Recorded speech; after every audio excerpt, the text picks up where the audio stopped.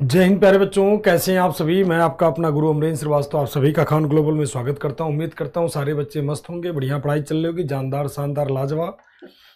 एक बार फटाफट तेजी से कमेंट करके बता दीजिए सभी को ऑडियो वीडियो सब कुछ क्लियर है। जल्दी से बता दें सारे बच्चे, फिर स्टार्ट करते हैं क्लास को। हाँ, गुड इवनिंग सभी को। देव जी, विपिन जी, देवेश जी, हिना जी, सभी को गुड इवनिंग, सभी को राधे राधे। हाँ, गुड आफ्टरनून सभी को। जय हिंद प्यारे बच्चों। चलो शुरू करते हैं। तो पिछली क्लास में हम लोग जिस टॉपिक को पढ़ रहे थे वो टॉपिक हम लोगों का क्या था। अर्ली मिडाइवल में मोहम्मद बिन कासिम हो गया था, महमूद गजनवी में के आक्रमण हो गए थे और महमूद गजनवी के दरबार के विद्वान हमें देखना है कि कौन कौन दरबारी विद्वान थे। क्या पढ़ रहे थे हम लोग? महमूद गजनवी। क्या पढ़ रहे थे? महमूद गजनवी। क्या? तो महमूद गजनवी, महमूद गजनवी हम लोग पढ़ रहे थे। ठीक, इसका रिमेनिंग पार्ट हम लोग देखते हैं। क्या? शेष भाग, रिमेनिंग पार्ट देखते हैं। इसके कोर्ट स्कॉलर कौन थे भाई महमूद गजनवी के? यानी दरबारी विद्वान इसके कौन थे? यही बचा हुआ था, बट अटैक वगैरह हम लोग देख लिए थे। तो महमूद गजनवी के दरबारी विद्वान की अगर हम बात कर लें तो एक बहुत पॉपुलर दरबारी विद्वान था जिसका नाम क्या था? अल बरूनी। क्या नाम था? तो अल बरूनी।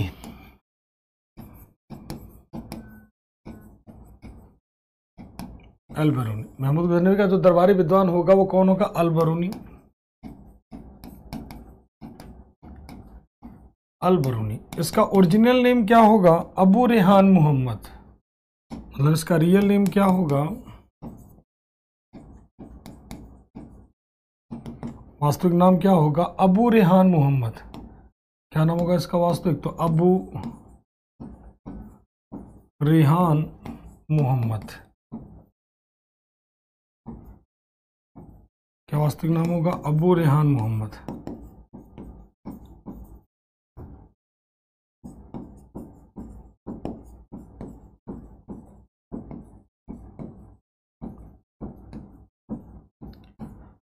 अबू रेहान मोहम्मद। इसका ओरिजिनल नेम क्या होगा? अबू रेहान मोहम्मद। ठीक है, तो ओरिजिनल नेम इसका क्या होगा? अबू रेहान मोहम्मद। और बात कर लेते हैं, ये इसकी बुक कौन सी होगी? ये कौन सी किताब लिखेगा? अल बरूनी की किताब क्या हो जाएगी? इस किताब हो जाएगी किताबुल हिंद। क्या हो जाएगी? किताबुल हिंद, या इसी को नाम दिया जाता है तहकीके हिंद। क्या कहते हैं? तहकीके हिंद। आपके एग्जाम में पूछे कि अल बरूनी किसके दरबार में हुआ करता था, तो अल बरूनी महमूद गजनवी के दरबार में हुआ करता था। और किसके साथ आया था? ठीक, तो किसके साथ आया था ध्यान रखना, किताब उल हिंद। किताबुल हिंद, या कहते हैं तहकीके हिंद। तहकीके हिंद कहते हैं। ठीक, क्या कहते हैं? तहकीके हिंद, या इसी को कहते हैं किताबुल हिंद। तो किताबुल हिंद या क्या कहेंगे? तहकीके हिंद कहेंगे। और बात कर ले, अल बरूनी कई सारी भाषाओं को जानता था, अनेक मतलब कई सारी चीज़ों का ज्ञाता था, लैंग्वेज भी खूब इसे आती थी। तो कई सारी चीज़ें, ठीक, कई सारी चीज़ें जानता था, कई सारी भाषा जानता था, कई सारे लैंग्वेज जानता था। कुछ चीज़ें आप देखने की बात हम लोग कर ले अगर, तो अगर हम बात कर ले कौन कौन सी भाषा को जानता था, तो कई लैंग्वेज जानता था। अगर लैंग्वेज की बात करोगे तो कौन सी भाषा जानता था ये? भाषा के रूप में अगर हम बात कर ले तो टर्की जानता था, ये टर्की जानता था, यानी क्या? तो तुर्की जानता था, यानी क्या? तुर्की। और क्या? पहले तो पर्शियन लिख लेते हैं, यानी क्या? फारसी। और क्या जानता था? तुर्की, यानी क्या? तुर्की। और बात कर लेते हैं, और कौन सा भाषा जानेगा? तो अरेबिक, यानी क्या? अरबी। चलो ये सब तो ठीक है। एक और भाषा जानता था जिसे कहते थे संस्कृत। क्या जानता था? संस्कृत। अब संस्कृत भाषा जानता था, तो इसीलिए आपके एग्जाम में सवाल रहता है कि पुराणों का अध्ययन करने वाला पहला व्यक्ति कौन हो जाएगा, तो अल बरूनी। यानी ऐसे कह लीजिए नोट करके कि संस्कृत ग्रंथों का अध्ययन करने वाला पहला मुस्लिम, संस्कृत ग्रंथों का अध्ययन करने वाला, संस्कृत ग्रंथों को पढ़ने वाला पहला मुस्लिम कौन हो जाएगा, अल बरूनी। संस्कृत ग्रंथों को पढ़ने वाला पहला मुस्लिम आपका कौन हो जाएगा, अल बरूनी। ठीक है, कोई नाम नहीं है, कौन सलाह दिया था, कोई राजा कोई व्यक्ति नहीं है, कोई भी मंदिर तोड़ने की सलाह नहीं दे, मंदिर लूटने की कोई व्यक्ति सलाह नहीं देता है, कई लोग मिलकर देते हैं। उसकी कैबिनेट कहती है कि पता चलता है कि यहाँ मंदिरों में खूब खजाना है। कोई राजा नहीं कि मतलब कोई राजा सलाह दे दे कि जाके मंदिर तो लूट लो, कुछ ऐसा कर लो, कोई राजा सलाह नहीं देता। ठीक है बेटा, हाँ, कोई राजा सलाह नहीं देगा। राजा अगर कोई सलाह देता, कोई ऐसा व्यक्ति सलाह देता, तो उसका नाम तुरंत लिखवा देते हैं। कल वाला क्लास देखो, अपडेशन का आपको मैसेज दिखे जा रहा होगा। ठीक, यहाँ से जो है आपके जो क्लास को रन कराते हैं सर, वो आपको मैसेज कर रहे होंगे। आप उसे पढ़िए, देखिए क्या मैसेज कर रहे हैं, उसको ध्यान से पढ़िए और जो गाइडलाइन बताते हैं उस गाइडलाइन को फॉलो कर लीजिए। ठीक है, सारी क्लासेस चलेंगे, अच्छे से चेक करिए। चलिए अब देखते हैं, संस्कृत ग्रंथों को पढ़ने वाला पहला मुस्लिम आपका हो जाएगा कौन, अल बरूनी। और बातें कर लेते, क्या क्या और जानता था महोदय जी, और क्या किस किस विषय को जानता था, अनेक विषय को जानता था। विषय क्या क्या जानता था, मतलब सब्जेक्ट क्या जानता था, क्या क्या सब्जेक्ट जानता था, तो कई चीजें सब्जेक्ट जो जिस विषय में इसकी नॉलेज थी वो क्या क्या जानता था, तो ध्यान रखिएगा अल बरूनी को। हिस्ट्री की बेहतरीन नॉलेज थी, यानी इतिहास खूब बढ़िया से पढ़ता था। और बात कर लेते हैं, हिस्ट्री के अलावा और क्या जानता था, एस्ट्रोलॉजी, यानी क्या ज्योतिष की बढ़िया नॉलेज थी। इसके अलावा और क्या जानता था, तो मैथमेटिक्स, मैथ यानी गणित का बढ़िया नॉलेज था। अब आप कहोगे सर ये कौन सा प्राणी था, ते बढ़िया प्राणी था। ठीक है, ये सारा कुछ जानता था, मैथमेटिशियन था, एस्ट्रोलॉजर था, तमाम सारी चीजों का बढ़िया नॉलेज रखता था कौन, अल बरूनी। मतलब मैथमेटिशियन था, ज्योतिष था, इतिहासकार था, कई सारी चीजें जानता था कौन, अल बरूनी। इसीलिए जो देखोगे जब मेंस का, यूपीएससी मेंस वगैरह का एग्जाम होता है, वहां पर पूरा पूछा जाता है अल बरूनी के बारे में। अबू रेहान मोहम्मद, तहकीक हिंद, किताबुल हिंद। और बात कर ले, फारसी, तुर्की, अरेबिक, संस्कृत, संस्कृत ग्रंथों को पढ़ने वाला पहला मुसलमान। हिस्ट्री, एस्ट्रोलॉजी, मैथ का नॉलेज रखता था कौन, अल बरूनी। इसके अलावा और कौन हो जाता है इसके दरबार का विद्वान, और विद्वान की बात कर लेते तो और विद्वान कौन हो जाएगा, फिरदौसी। फिरदौसी कौन हो जाएगा, फिरदौसी। फिरदौसी की अगर हम बात कर लेते हैं तो फिरदौसी की रचना क्या हो जाएगी, फिरदौसी, इनकी बुक क्या होगी, तो शाहनामा। कौन सी किताब हो जाएगी बेटा, तो शाहनामा।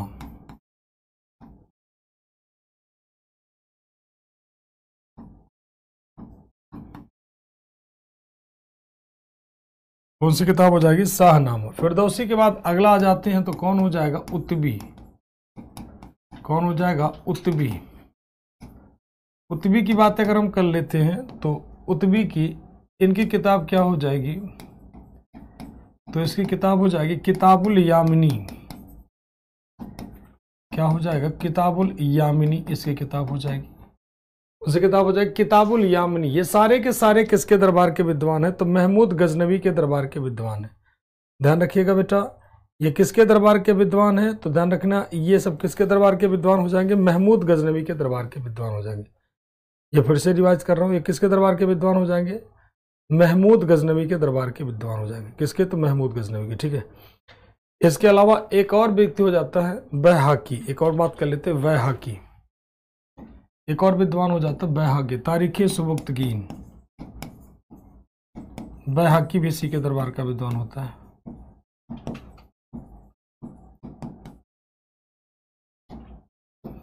इसकी बुक क्या होगी? तारीखे सुबुक्तगी।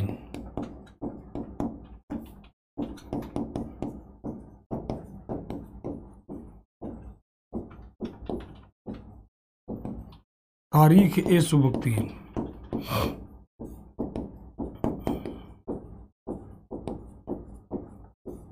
तारीख ए सुबुक्तगी। तो ये व्यक्ति आपका कौन था?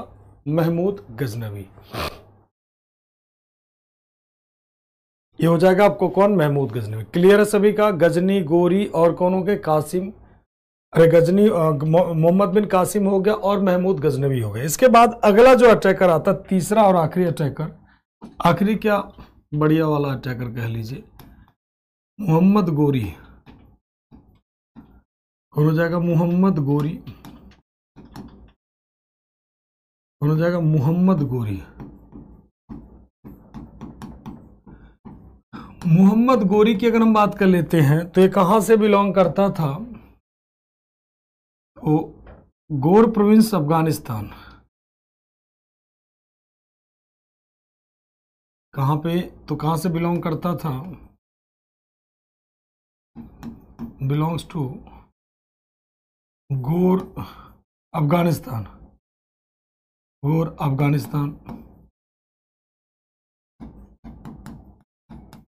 गोर अफगानिस्तान में कहां से बिलोंग करता था? तो गोर प्रांत अफगानिस्तान। गोर अफगानिस्तान से बिलोंग करता था। गोर अफगानिस्तान से बिलोंग करता था। ठीक। इसने पहला अटैक कब किया? तो पहला अटैक 1175 में अटैक करता।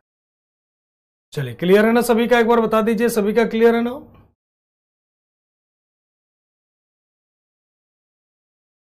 इतने अच्छे स्कॉलर्स के दरबार में है तो ये गलत क्यों किया? देखो हिना क्या होता है बेटा कि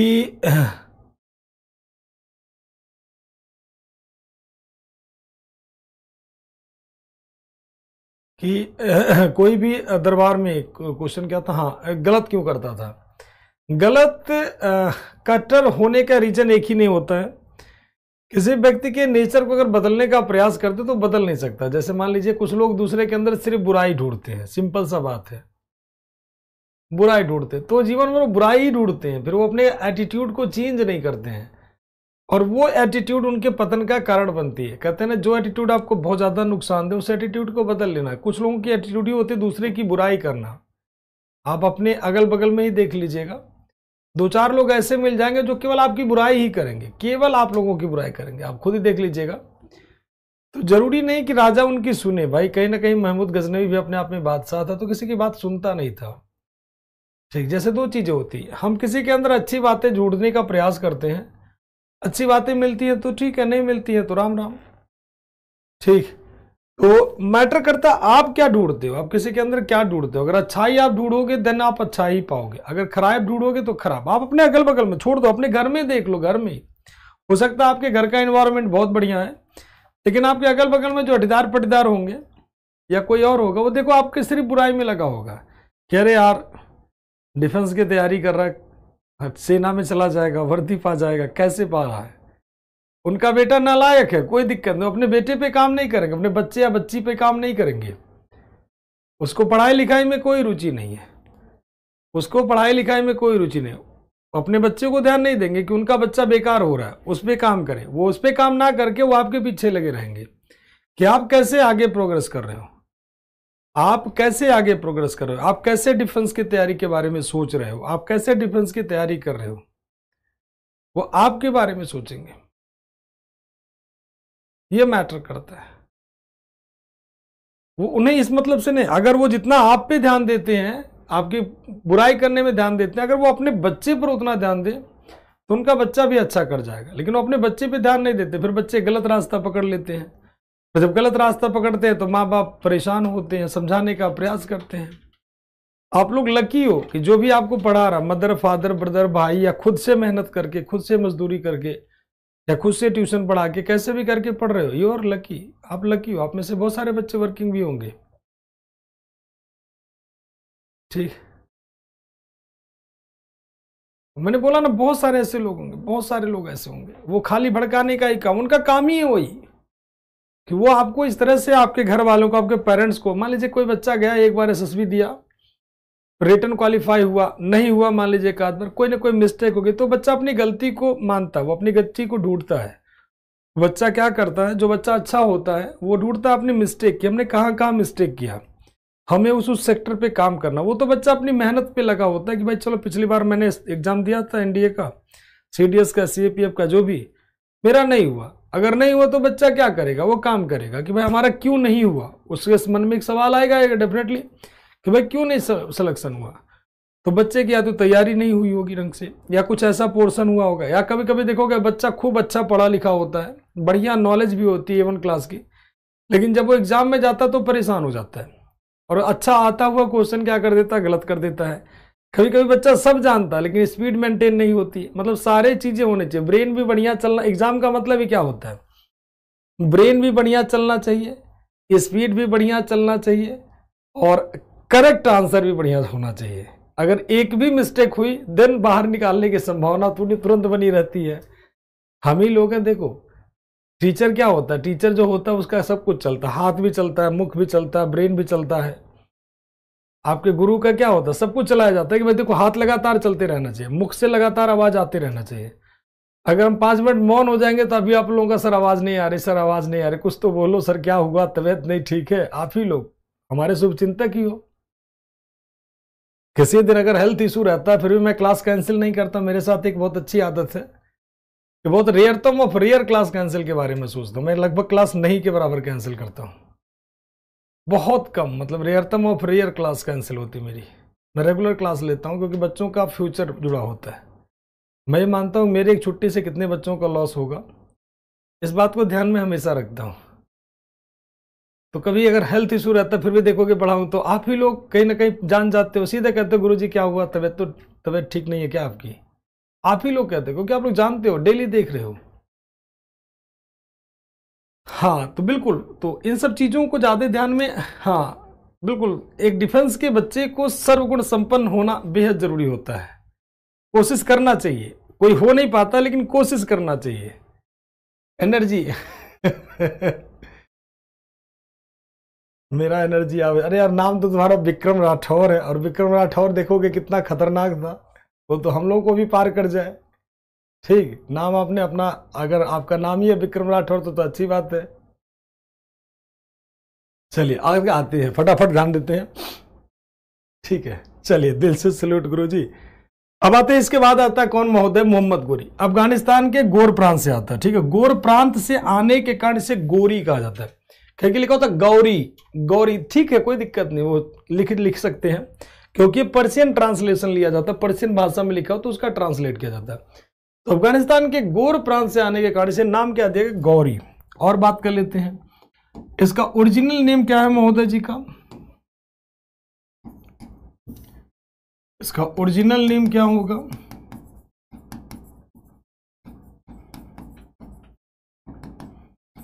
ओरिजिनल नेम यानी वास्तविक नाम, इसको वास्तविक नाम क्या होगा, शहाबुद्दीन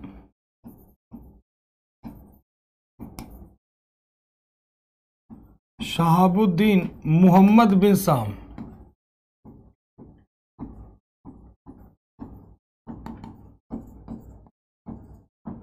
यानी क्या, शहाबुद्दीन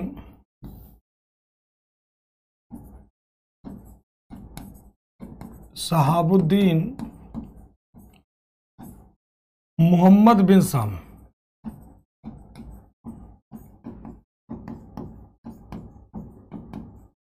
शहाबुद्दीन मोहम्मद बिन साम इसका क्या हो जाएगा, ओरिजिनल नेम हो जाएगा। ठीक है, तो शहाबुद्दीन मोहम्मद बिन साम इसका क्या हो जाएगा, ओरिजिनल नेम हो जाएगा। अब आते हैं अगले पॉइंट की तरफ। इसने एक बैटल लड़ा था, कौन सा, तो फर्स्ट बैटल ऑफ कायाद्रा। हालांकि देखो इसने 1175 में मुल्तान पर अटैक कर दिया था। इसका अटैक क्या होता है,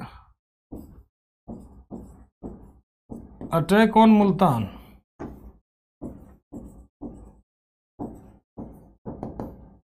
यानी क्या, मुल्तान पर आक्रमण, मुल्तान पर आक्रमण कब करता है, तो 1175 में। लेकिन इसका कोई ज्यादा फायदा हुआ नहीं, ठीक, 1175 में अटैक करता है, लेकिन इसका कोई ज्यादा बेनिफिट नहीं होगा। ठीक, इसका ज्यादा कोई बेनिफिट नहीं होगा। इसके बाद बात कर लेते हैं फर्स्ट बैटल ऑफ इसके बाद बैटल ऑफ कायाद्रा। कौन सा बैटल आता है? तो बैटल ऑफ कायाद्रा, बैटल ऑफ कायाद्रा यानी क्या? कायाद्रा का युद्ध, कायाद्रा का युद्ध किसके कब होगा? तो 1178 में। कब होगा? 1178 एडी। किसके किसके बीच? बिटवीन किसके किसके बीच होगा? तो मोहम्मद गोरी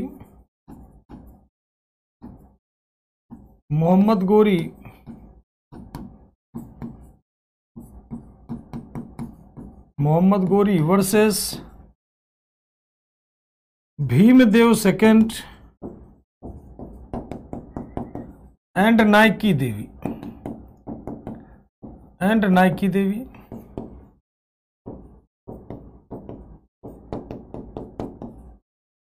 भीमदेव सेकंड और नाइकी देवी, ये संरक्षिका थी इनकी। इसका रिजल्ट क्या हुआ? रिजल्ट तो विक्ट्री ऑफ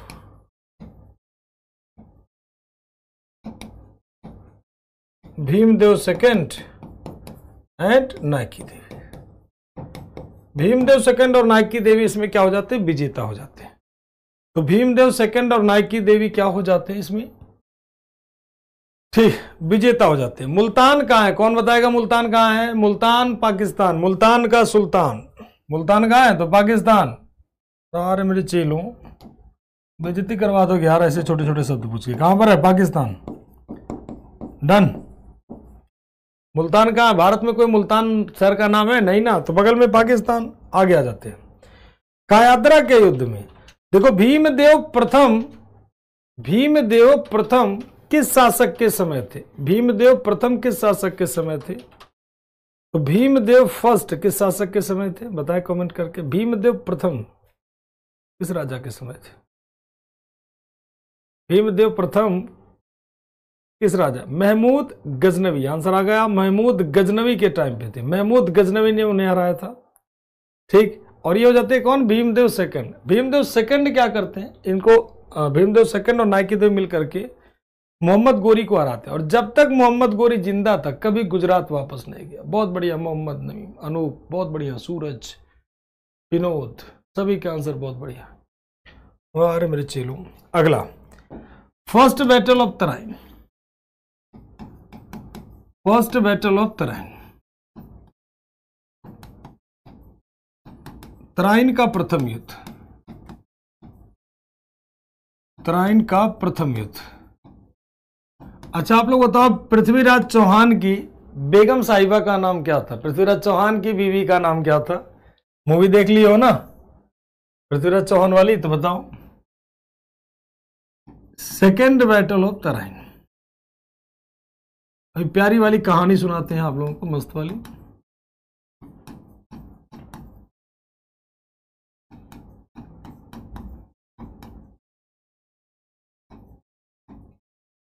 तराइन का द्वितीय युद्ध।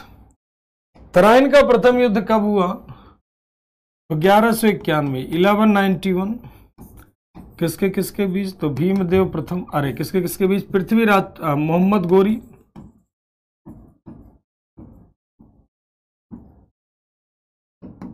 गोरी वर्सेस पृथ्वीराज चौहान।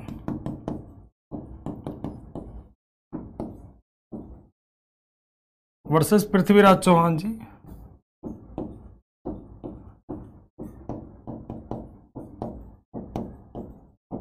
इससे विजेता कौन होगा भाई? विक्ट्री हो जाएगी किसकी? तो पृथ्वीराज चौहान की।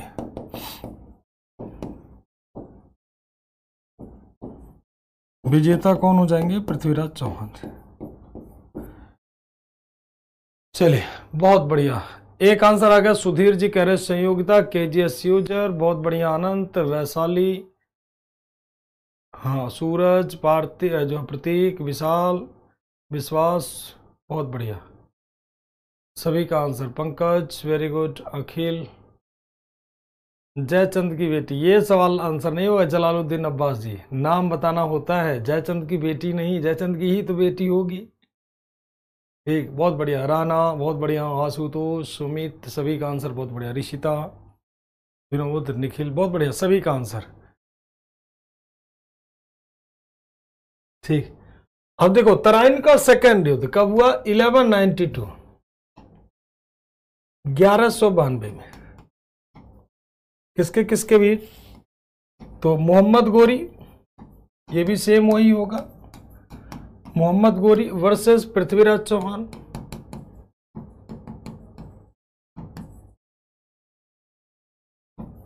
लेकिन अब विजेता चेंज हो जाएंगे, अब विजेता चेंज हो गया, मोहम्मद गोरी कौन हो जाएगा? मोहम्मद गोरी अब विजेता हो गया, मोहम्मद गोरी अब विजेता हो गया। ठीक है, अब इसके बाद एक और बैटल देख लेते हैं, फिर आपको प्यारी सी कहानी सुनाते हैं, मस्त वाली। Battle of Chandawar, battle of Chandawar,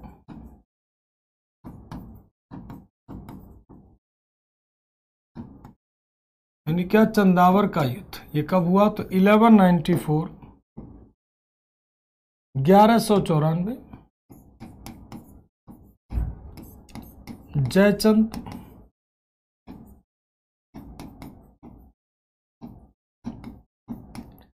versus Mohammad Ghori. विजेता कौन हो जाएगा भाई? विक्ट्री कौन हो जाएगा? मोहम्मद गोरी। विजेता कौन हो जाएगा? मोहम्मद गोरी। ठीक, चलिए अब इसको समझते हैं एक एक करके। देखो जयचंद और मोहम्मद गोरी, देखो ध्यान से कि फर्स्ट बैटल ऑफ तराइन कब हुआ? 1191 में। सेकंड बैटल ऑफ तराइन कब हुआ? 1192 में। यानी कितने सालों का अंतर? 1 सालों का। पहले बैटल में विजेता पृथ्वीराज चौहान, दूसरे बैटल में विजेता कौन? मोहम्मद गोरी। तो 1 साल में ऐसा क्या हुआ? ऐसी कौन सी घटना घटी 1 ईयर्स में? ऐसी कौन सी घटना घटी कि पृथ्वीराज चौहान की जगह विजेता हो जाता मोहम्मद गोरी? मतलब 1 साल में ऐसी कौन सी घटना घटी कि पृथ्वीराज चौहान की जगह विजेता हो जाता है क्या? मोहम्मद गोरी। कौन हो जाता? मोहम्मद गोरी। ऐसी कौन सी घटना घटी? ऐसा, इसका क्या कारण था 1 साल के अंदर?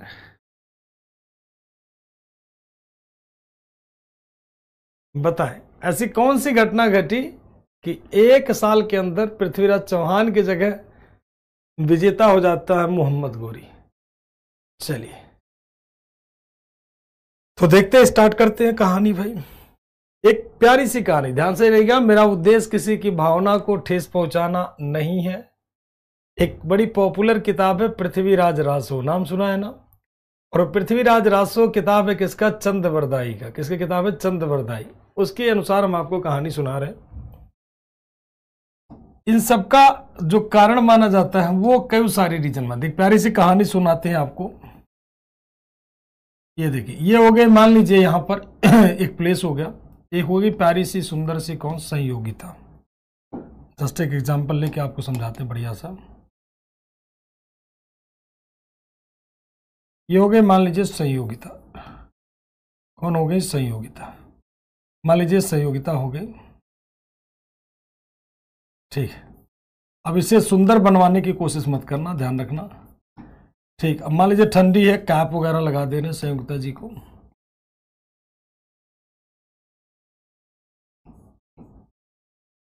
ये मान लीजिए कौन हो गई? संयोगिता जी। ठीक, ये हो गई कौन? संयोगिता जी हो गई।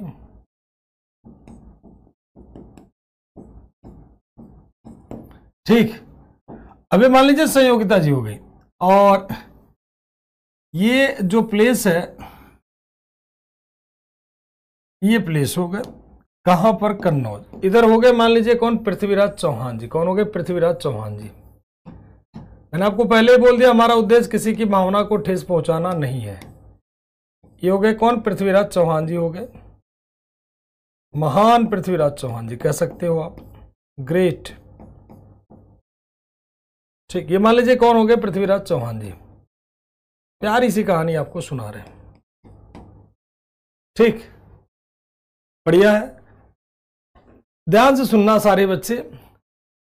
एक व्यक्ति था जिसका नाम है जयचंद। क्या नाम है? जयचंद।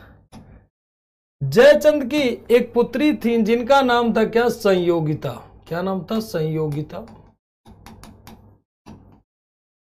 जयचंद और पृथ्वीराज चौहान, ठीक, जयचंद और पृथ्वीराज चौहान दोनों लोगों के बीच, ठीक, जयचंद मुकुट बना दे पृथ्वीराज चौहान जी का। लो भाई, मुकुट तो बढ़िया वाला मुकुट बना लेते हैं, क्या ही दिक्कत है। ठीक, तो अब इससे ज्यादा कला मुझे नहीं आती है। ठीक, अब यहां पर फोकस करें सब लोग समझने पर। मेन उद्देश्य समझाना, मेन उद्देश्य समझाना। संयोगिता का स्वयंवर रखा गया। ठीक, संयोगिता का स्वयंवर रखा जाता फर्स्ट बैटल ऑफ तराइन के बाद, प्रथम विश्व युद्ध के बाद संयोगिता का स्वयंवर रखा गया। और जितने भी विद्वान थे वो सभी लोग किसको प्राप्त करने के लिए पहुंच जाते हैं? मान लीजिए थोड़ी देर के लिए किसको प्राप्त करने के लिए पहुंच जाते हैं? कन्नौज। कहां पर? तो ये होता है कन्नौज में। कहां पर? कन्नौज में। कन्नौज में संयोगिता का स्वयंवर रखा गया। किसका स्वयंवर रखा गया? संयोगिता का। क्या दिक्कत क्या थी? दिक्कत यह थी कि दिल्ली पर चाहता था कब्जा जयचंद, और जबकि दिल्ली पर कब्जा कर लेते हैं पृथ्वीराज चौहान जी का अधिकार आ जाता है, क्योंकि दिल्ली को अनंगपाल तोमर ने बसाया था। दिल्ली को किसने बनाया था? अनंगपाल तोमर ने ढिल्लिका के नाम से बसाया था। किसके नाम से? ठीक, ढिल्लिका के नाम से बनाया था। और जब ढिल्लिका के नाम से बसाया था तो दिल्ली पर कब्जा को लेकर के अधिकार हो जाता है, तो उसी को लेकर के टकरार हो जाता है कि जयचंद बैठे या पृथ्वीराज चौहान। फाइनली किसके अंडर में आता है? पृथ्वीराज चौहान जी के। अब पृथ्वीराज चौहान जी को अपमानित करने के लिए जयचंद ने संयोगिता का स्वयंवर बुलाया, और स्वयंवर में सारे क्षत्रिय लोग इकट्ठा होते हैं। ये मान लीजिए सारे क्षत्रिय लोग इकट्ठा हो गए। ठीक, और उसमें एक व्यक्ति को नहीं बुलाया गया था। किसको? पृथ्वीराज चौहान जी को नहीं बुलाया गया था। जब पृथ्वीराज चौहान जी को नहीं बुलाया गया था तो पृथ्वीराज चौहान जी का क्या कर देता है? पृथ्वीराज चौहान जी का जयचंद क्या करता है? उनकी एक मूर्ति बनवा देता दरबान की। किसकी मूर्ति बनवाता? दरबान की। और जब दरबान की मूर्ति बनवाता है, क्योंकि वो ये समझता था, कहता था भाई देखो सारे रजवाड़े को तो आमंत्रित करना मैंडेटरी होता है स्वयंवर में, तो जो जीतेगा संयोगिता उसी की होंगी। अब पृथ्वीराज चौहान की उपस्थिति मूर्ति के रूप में, अब पृथ्वीराज चौहान जी तो भाई स्वयंवर में आएंगे ही नहीं जब बुलाया नहीं गया। इधर संयोगिता के मन में क्या चल रहा था? संयोगिता मन ही मन अपना पति किसे मान चुकी थी? पृथ्वीराज चौहान को। अब कहोगे सर आप मन की बात कैसे जानते हो? बाबा जाने मन की बात, तो आप कैसे जानते हो? मन की बात हम नहीं जानते, मन की बात वो व्यक्त करती है। कैसे व्यक्त करती हैं? सुबह सुबह संयोगिता उठती है, भगवान का नाम लिया, नहाया धोया, उसके बाद में चली जाती है माला लेकर के, एक जयमाल लेकर के, जो बाहर एक मूर्ति रखी होती है उसी मूर्ति में डाल देती है और उनके नाम का सिंदूर ले लेती हैं और अपने फादर जयचंद को कहती हैं कि मैंने अपने पति के, अपने जो पति के रूप में किसे स्वीकार कर लिया? पृथ्वीराज चौहान जी को। और ये स्वयंवर क्या करिए पिताजी रोक दीजिए। तो उनके पिताजी, हड़प्पा कालीन विचारधारा, हड़प्पा का मतलब प्राचीनतम विचारधारा, कि चुपचाप जहां कह रहा हूं वहीं शादी कर लो, लड़का बढ़िया जो है डिफेंस में सेलेक्ट है, कहने का मतलब लड़के को नौकरी लग गई है। अब जहां कह रहा हूं, जैसे मान लीजिए लड़की की चॉइस कहां पूछी जाती है कि लड़की कैसी है कैसी नहीं है, लड़का मतलब लड़की की चॉइस नहीं पूछी जाती है कि लड़का कैसा भी हो, लड़की बढ़िया चाहिए। आप जानते हो ना पहले जमाने में क्या होता था? पहले जमाने में लोग मम्मी पापा लोग रिश्ता तय कर देते थे, बड़े भाई वगैरह। आजकल क्या होता है? आजकल पूरा लड़का के अगर नौकरी लग गया, कभी कभी आप देखते हो ना यूट्यूब वगैरह, अरे फेसबुक वगैरह, तो सभी चलाते ही है मोस्टली। देखो ना, लड़की और लड़के का कोई मिलन नहीं, जबरदस्ती शादी करवा दी जाती है। बेचारी लड़की से ये भी नहीं पूछा जाता कि तुम्हें पसंद है कि नहीं पसंद है। मम्मी पापा कहते हैं कि देखो भाई हमारे तुम्हारे भले के लिए सोच रहे हैं। मम्मी पापा भी अपनी जगह पर सही हैं बेचारे, क्या ही कर सकते हैं। पूछते भी नहीं कोई लड़का कैसा दिख रहा, हरा नीला पीला, कोई फर्क नहीं पड़ता। कभी कभी लड़की देखो खूब लंबी होती है, लड़का देखो गिट्टा सा होता है, पूछा ही नहीं जाता उसकी चॉइस, फिलहाल शादी करा दिया जाता है। जयचंद ने भी वही किया, बोला चुपचाप जहां कह रहा हूं वहीं शादी कर लो, नौटंकी मत करो। स्वयंवर स्टार्ट हो गया, अब तुम्हारी ड्रामेबाजी नहीं चलेगी किसी भी हाल में। और पृथ्वीराज चौहान से शादी तो असंभव वाली बात। हाँ, अब पूछी जाती है बेटा, नया युग आ गया, अब पूछी जाती है, पहले नहीं, अब तो बिल्कुल पूछी जाती है, अब तो सब कुछ पूछा जाता है।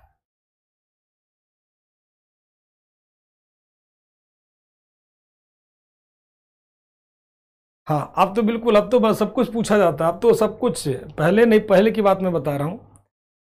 ठीक, और बात कर लेते हैं। अब स्वयंवर स्टार्ट हो गया, अब इन्हें अपने फादर से कोई उम्मीद नहीं मिला था संयोगिता को, तो संयोगिता ने क्या किया, अपने दासी को भेजा किसके पास, पृथ्वीराज चौहान जी के पास, कि भाई आइए, आके हमें यहां से ले जाइए, क्योंकि मैंने आपको अपने पति के रूप में स्वीकार कर लिया। पृथ्वीराज चौहान कहते हैं don't worry I am coming, ठीक है। पृथ्वीराज चौहान क्या कहते हैं, don't worry I am coming, ठीक, मैं आ रहा हूं।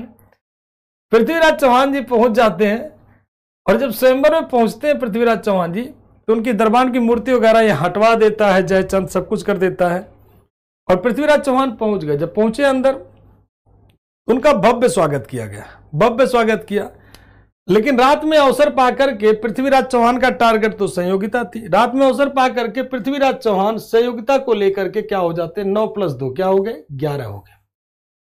और जब गायब हो जाते हैं तो संयोगिता भी गायब, पृथ्वीराज चौहान जी भी गायब। अब इस स्वयंवर का क्या हाल हुआ सोचो, अब दोनों गायब, और जब दोनों गायब तो क्या ही कर सकते हैं भाई, दोनों लोग गायब हो गए।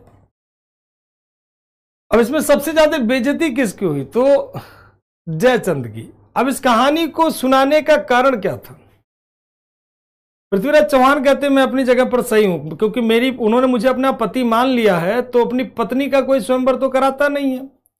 तो संयोगिता ने मुझे अपना पति जब मान लिया, तो मैं स्वयंवर क्यों अपनी पत्नी का करवाऊंगा। पृथ्वीराज चौहान जी अपनी जगह पर सही थे।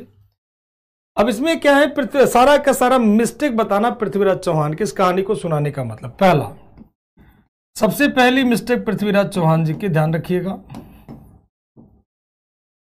सबसे पहली mistake, first battle of Tarain में मोहम्मद गोरी को हराने के बाद जान से नहीं मारा, इनकी सबसे पहली मिस्टेक, उसे जाने दिया, उसे हल्के में लिए कि चला गया कोई दिक्कत वाली बात नहीं, ये इनकी पहली मिस्टेक। दूसरी सबसे बड़ी मिस्टेक कि ये दोबारा जयचंद से कम्युनिकेट नहीं किया इन्होंने, क्योंकि सबसे ज्यादा बेइज्जती किसकी हुई, जयचंद की। और जब जयचंद की बेइज्जती हुई तो जयचंद भी बदला लेगा,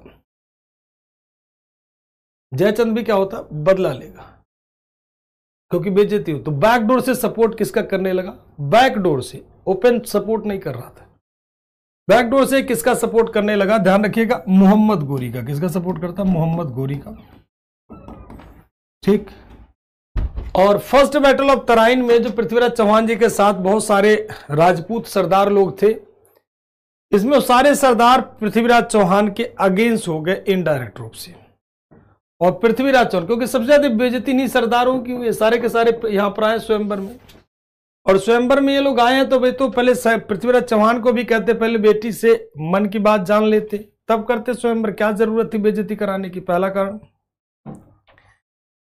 दूसरा, जब ये घर जाते हैं तो इनके 2-4 शादियां और होती, बीवियां भी मजे लेती और गए थे स्वयंवर में, कैसा रहा, कहते ना, जब आप एग्जाम दे करके आते हो और अगर बगल वाले को पता चल गया कि आपका पेपर खराब हुआ है, तब वो तो पक्का पूछेगा कि और गए थे एग्जाम देने, कैसा रहा। और अगर उसे पता चल गया पेपर आपका बहुत बढ़िया है, तो आपसे कतई नहीं पूछेगा कि आपका पेपर कैसा हुआ, ठीक।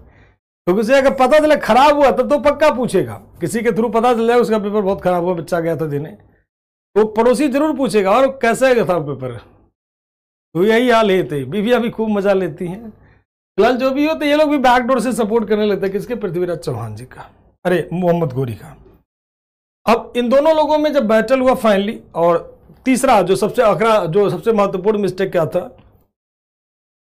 कि मोहम्मद गोरी जब सेना बनाने लगा तो पृथ्वीराज चौहान के गुप्तचर मैसेज लेकर के पृथ्वीराज चौहान जी के पास आते हैं कि मोहम्मद गोरी फिर से अपनी सेना प्रिपेयर कर रहा है भारत पर अटैक करने के लिए, और इस बार उसके साथ अकेले नहीं है बल्कि कुतुबुद्दीन ऐबक, बढ़िया बढ़िया उसके पास कमांडर है, कुतुबुद्दीन ऐबक, नसरुद्दीन कुबाचा, ठीक, ताजुद्दीन एल्दौज, बख्तियार खिलजी, ये सब बढ़िया बढ़िया कमांडर हैं जो कि पहले अच्छा काम कर चुके हैं।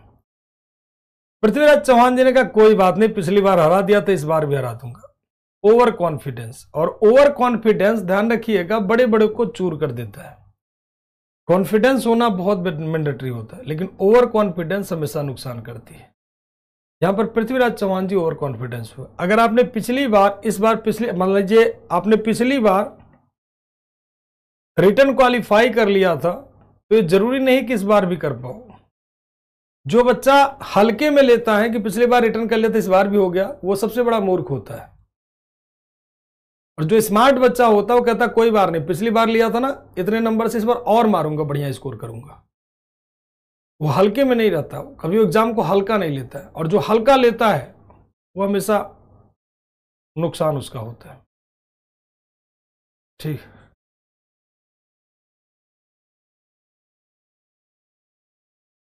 तो ये वाली हिसाब किताब चलता है। फिलहाल जो भी हो, पृथ्वीराज चौहान को हराने के बाद मोहम्मद गोरी अपने साथ लेकर के चला गया कहां? अफगानिस्तान के गोर प्रांत। कहां लेकर के चला जाता है?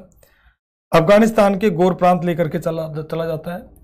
उनकी आंखें निकलवाता है, उन्हें अंधे करा करके जेल में डाल देता है। अब जो कहानी सुना रहे हो पृथ्वीराज रासो के अनुसार, उन्हें अंधा करा करके जेल में डाल देता है। तो ये बात पता चलती है किसको? चंद बरदाई को। इन्हें किताब है पृथ्वीराज रासो, इसकी किताब होगी तो बुक ऑफ चंद बरदाई।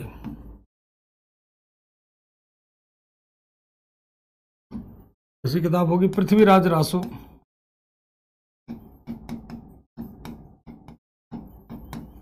पृथ्वीराज रासो चंद बरदाई की किताब।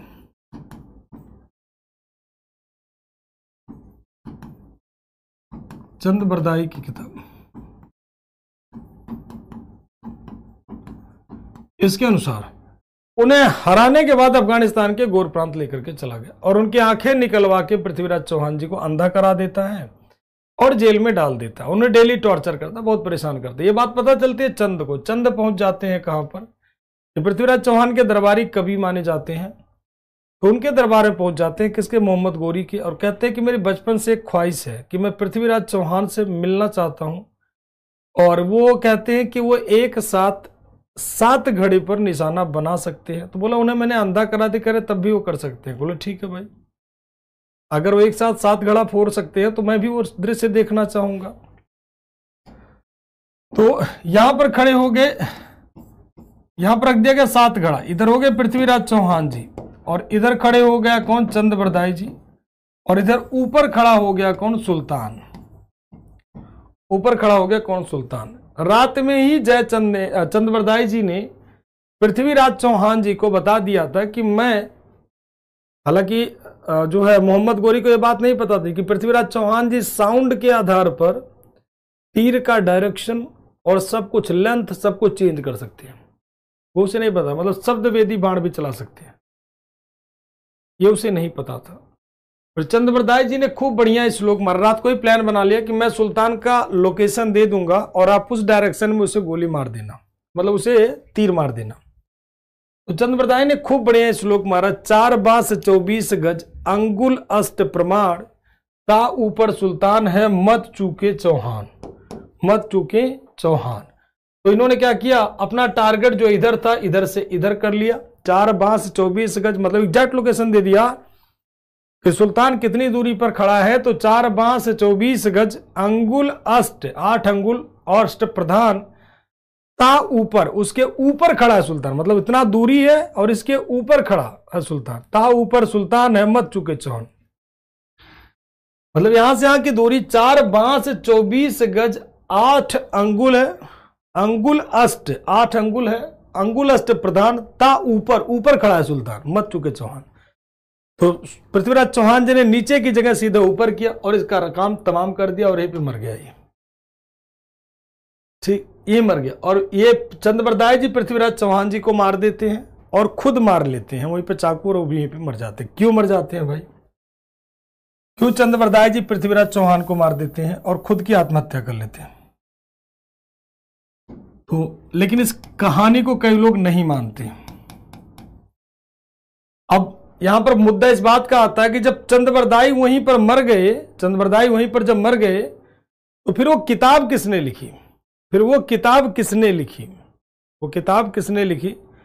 क्योंकि किताब का पूरा कंप्लीट कैसे हुआ, और क्या जरूरी था कि इतने ही गज में हो, इतने ही लंबाई में हो, इतनी ही दूरी में हो?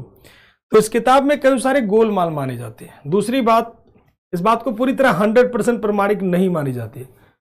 दूसरी बात, अन्य इतिहासकार कहते हैं कि पृथ्वीराज चौहान की हत्या, मोहम्मद गोरी की हत्या कुछ गोखर लोगों ने मार दिया, मतलब कुछ सिया धर्म के अनुयायी जो लोग थे उन्होंने मार दिया। ठीक है, सिया धर्म के जो अनुयायी लोग थे उनके द्वारा इनकी हत्या कर दी। किसकी हत्या कर दी गई? तो सिया धर्म के अनुयायी लोग थे, उनके द्वारा हत्या कर दी गई। तो इस बात से सहमत नहीं हुआ जा सकता पूरी तरह से कि भाई क्या हुआ रहा होगा। ठीक है, तो प्रार्थना कर रहा था, तो कुछ खोखर लोग थे जो सिया धर्म के अनुयायी थे, उनके द्वारा कर दिया गया। ठीक, तो अकॉर्डिंग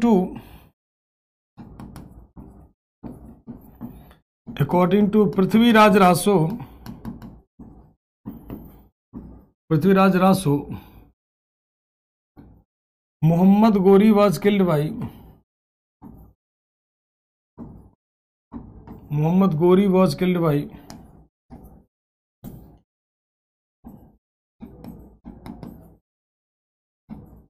बाई पृथ्वीराज चौहान।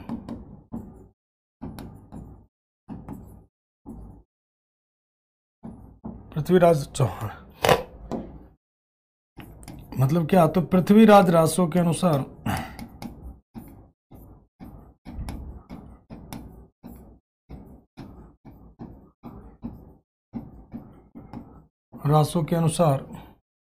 मोहम्मद गोरी की हत्या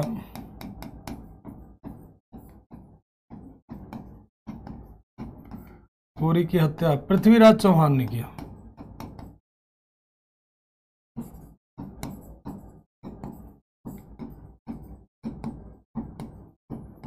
अगला पॉइंट,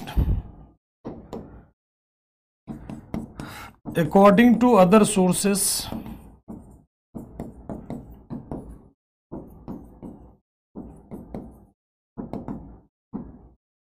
अन्य स्रोतों के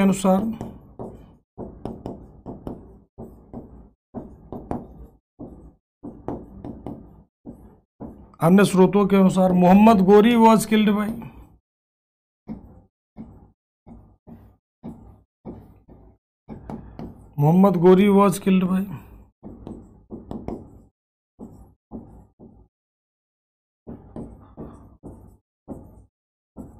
Khokhar. Mohammad Ghori was killed by किसके द्वारा मार दिया? खोखर ट्राइबल।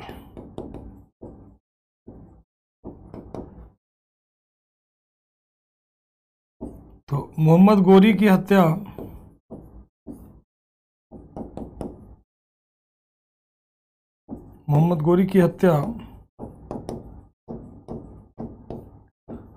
खोखर जनजातियों के द्वारा, खोखर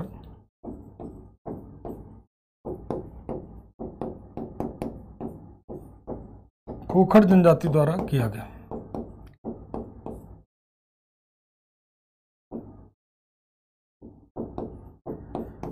ये कौन से धर्म को मानते थे? तो सिया फॉलोअर्स,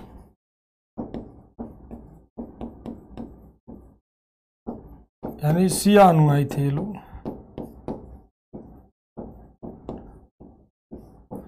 ठीक, ये दो विचारधारा मिलता है। अब इसके बाद आपका शुरू हो जाएगा, तो ये था आपका कौन? मोहम्मद गोरी। कौन था? मोहम्मद गोरी। अब इसके बाद आ जाएगा आपका कौन? महमूद गजनवी। कौन आ जाएगा? अरे सॉरी, दिल्ली सल्तनत, जिसको हम लोग पढ़ेंगे कल। किसी के मन में कोई सवाल हो तो बता दीजिए।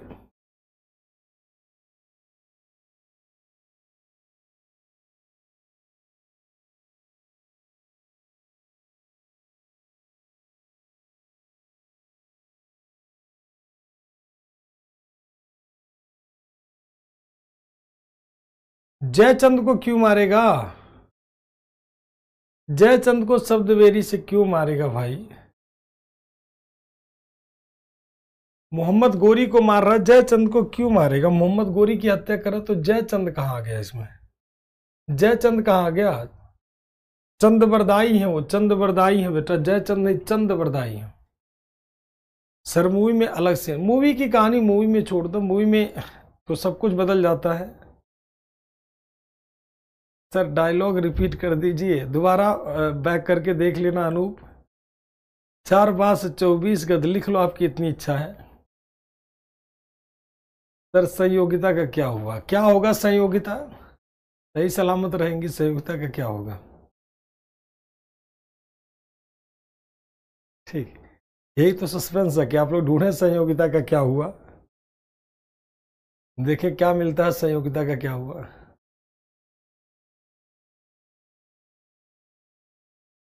जयचंद कौन था? जयचंद कन्नौज का राजा था। जयचंद कन्नौज का राजा था। वही बात तो आ रही, बिल्कुल बिल्कुल आनंद जी कह सकते हो कि अगर सब कुछ हुआ तो यहां पर चंदावर का युद्ध कैसे हुआ 1194 में, कई सारे सवाल है। तो इस किताब को पूरी तरह से एग्री नहीं किया जाता है, ठीक है।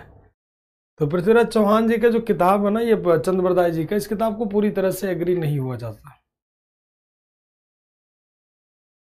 और आप इतना अच्छा पढ़ाते हो कि डाउट ही नहीं।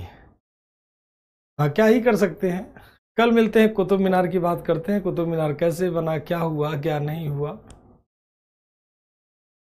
दोहा बोल दे, 4 बास 24 गज लिख लो भाई। 4 बास 24 गज अंगुल अष्ट प्रमाण। 4 बास 24 गज अंगुल अष्ट प्रमाण। ता ऊपर सुल्तान है, ता ऊपर सुल्तान है, मत चुके चौहान। ठीक है, ठीक। हाँ, और बहुत सारे सोर्सेस हैं जो, और बाकी कोई नहीं कहता, खाली पृथ्वीराज चौहान के जो चंदबरदाई है उनके दरबारी विद्वान है वही ये बात लिखते हैं।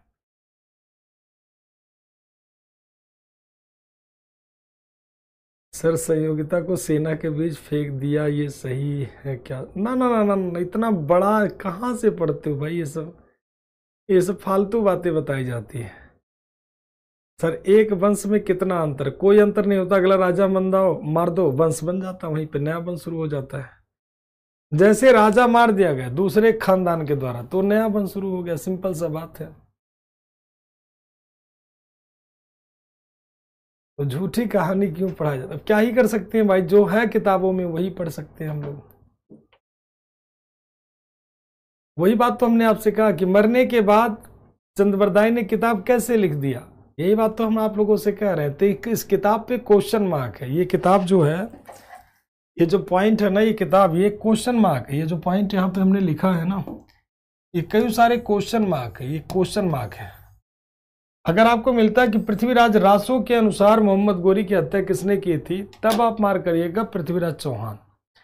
अगर ये किताब नहीं पूछेगा तब आपको मार करना खोखर लोग।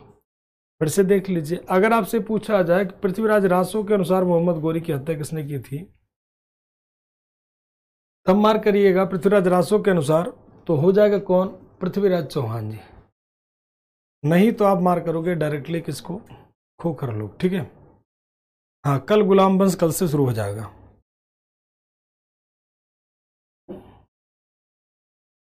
चलिए, वो सब आखिरी में, राजपूत वंश वगैरह सब आखिरी में चलेंगे बेटा, ठीक है, क्योंकि वो सब बहुत फुटकर टॉपिक होते हैं। उसमें जो मेन टॉपिक होते हैं वो सब उठाया जाता है, क्योंकि जहाँ से आपके मेन सवाल होते हैं पहले उसे लिया जाता है, उसके बाद आखिरी में वो चलाया जाता है। ठीक है, चलिए तो आज को सेशन को यहीं रखते हैं। Thank you to all. जय हिंद, जय भारत, वंदे मातरम।